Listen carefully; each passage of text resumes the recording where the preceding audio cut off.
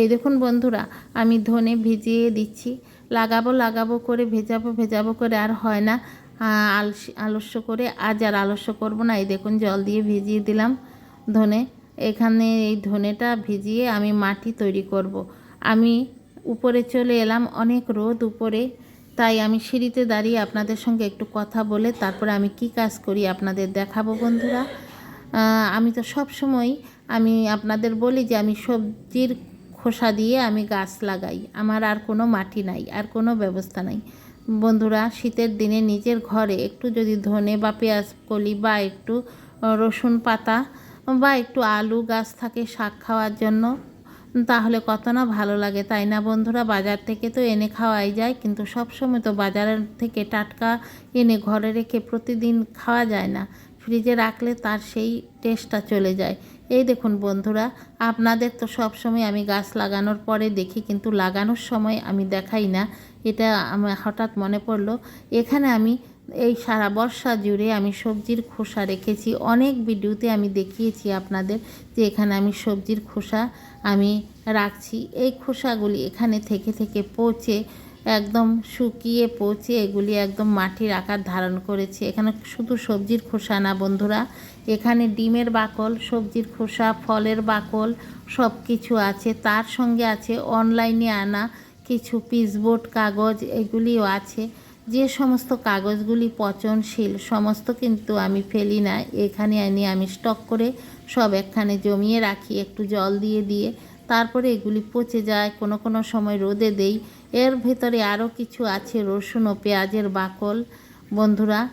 সব কিছু দিয়েই এগুলি তৈরি, এবং দেখেন এগুলি এখন গাছ হওয়ার উপযোগী মাটি হয়ে গেছে। এটাই আমার মাটি। আর আমার ছাদ যে ঝাড়ু দেই, সেই ছাদের ঝাড়ু দেওয়া বালিগুলিও এখানে আমি রাখি, মাটিগুলি এখানে রাখি। মাটি মানে এগুলি যে ছাদ থেকে অনেক সময় অল্প অল্প জলের সঙ্গে বের হয়। আর দেখুন, এই দেখুন ডিমের যত প্লেট সারা বছর জুড়ে জমিয়ে রাখি।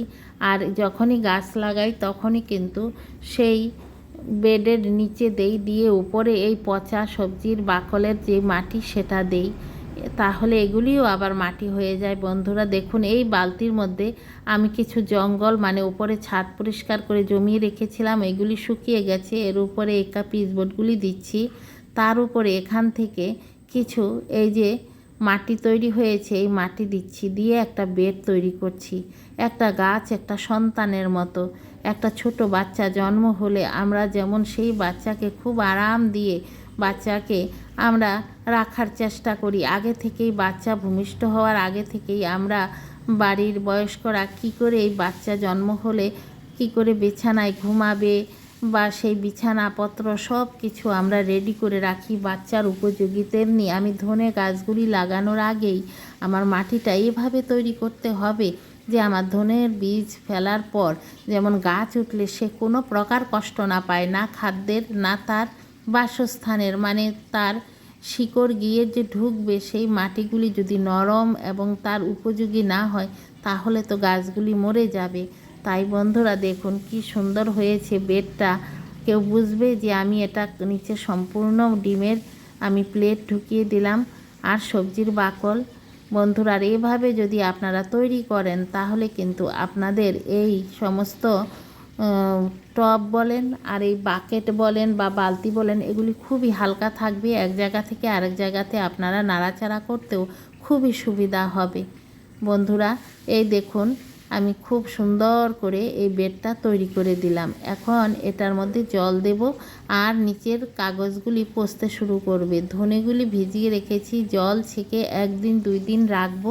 রাখার পর আমি এগুলি ছিটিয়ে দিয়ে এর উপরে আমি আরও সামান্য একটু এরকম জৈব মাটি, এই যে জৈব সারযুক্ত মাটিটা আমি দিয়ে দেব। এই দেখুন আমি ডিম রান্না করেছিলাম, সেই ডিমের বাকল আর আলুর বাকল নিয়ে এসেছি বন্ধুরা।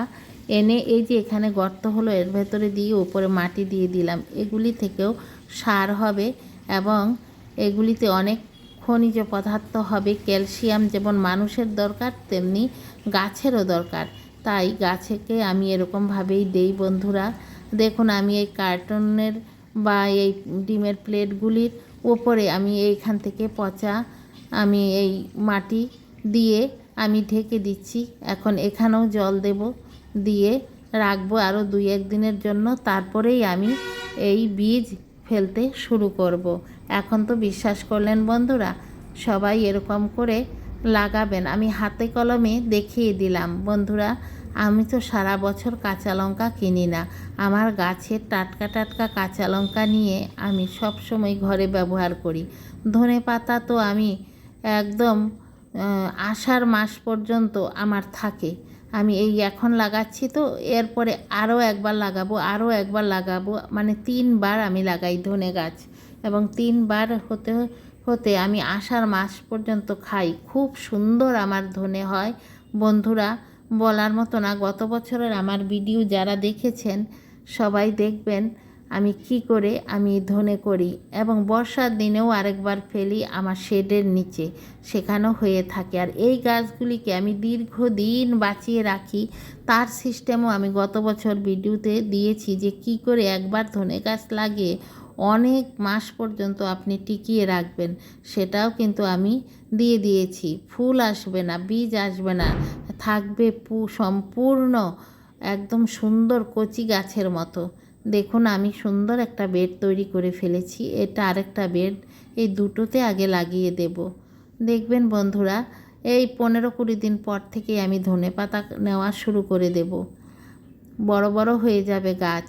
এই দেখুন কত ডিমের আরও এখানে প্লেট রয়েছে। এগুলিও আমি এই কয়দিন আমি ছাদে কাজ করতে পারিনি। এখন অন্যান্য গাছের যেই গোড়ায় মাটিগুলির সার উর্বরতা চলে গেছে, ওইগুলিকে তুলে এখানে এই কাগজগুলি ঢুকিয়ে দেব, তাহলে ওরা আরও শক্তি পাবে।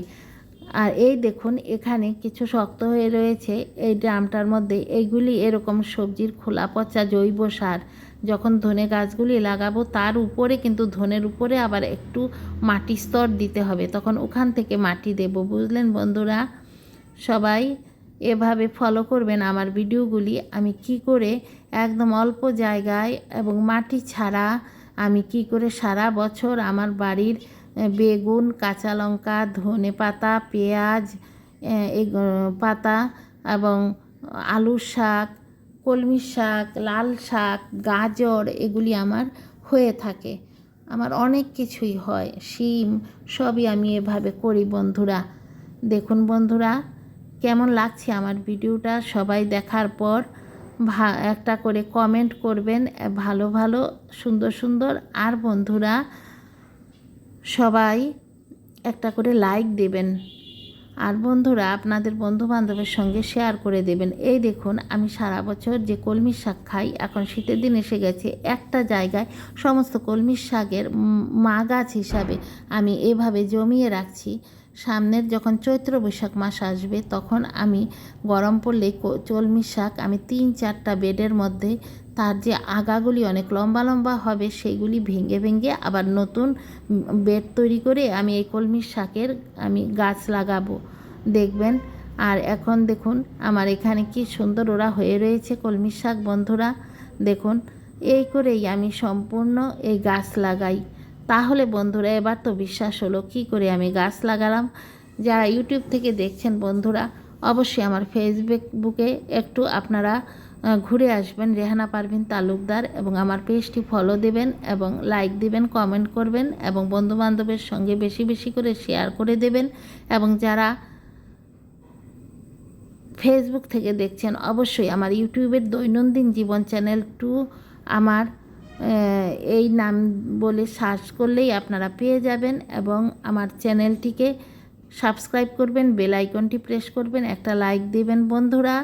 আর আপনারাও বন্ধুবান্ধবের সঙ্গে শেয়ার করে দেবেন বেশি বেশি করে। এবং আপনাদের কেমন লাগলো আজকের ভিডিওটি সবাই ফেসবুক থেকে হোক আর ইউটিউব থেকে হোক সবাই জানাবেন। সবাই নিজেরা একটু চেষ্টা করেন, আলস্য করে থাকলে কিছুই হয় না। একটু আমরা শত কাজের মধ্যেও উদ্যোগী হয়ে এই সমস্ত গাছপালা লাগালে একটু আমরা মজা মজা খেতে পারবো আমাদের নিজের গাছের, আর খাওয়া থেকেও মনে খুব আনন্দ পাওয়া যায়। গাছকে ভালোবাসুন, গাছ নিয়ে জীবন কাটালে মানসিক দিক থেকে অনেক সুখ পাবেন। তাহলে বন্ধুরা আজ রাখছি, টাটা, সবাইকে অনেক অনেক